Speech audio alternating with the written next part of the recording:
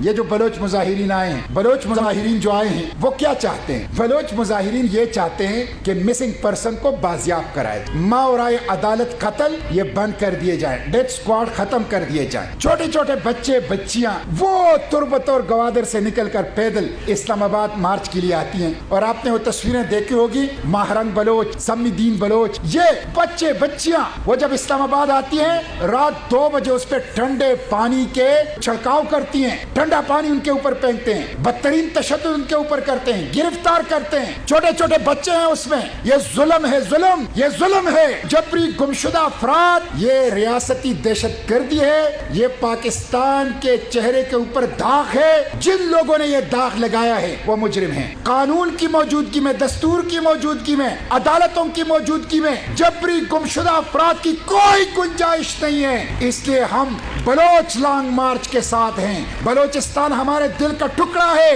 بلوچ عوام غیرت مند عوام ہیں۔ بلوچ جرگے نے رضاکارانہ طور پر پاکستان میں شمولیت کا فیصلہ کیا تھا، ہم ان کی قدر کرتے ہیں۔ بلوچ لانگ مارچ کے تمام مطالبات، جبری گمشدہ افراد کو بازیاب کرایا جائے، ڈیتھ سکواڈ ختم کی جائے، ماورائے عدالت قتل عام ختم کی جائے۔ اسلام آباد انتظامیہ نے جو تشدد کیا ہے وہ شرمناک ہے۔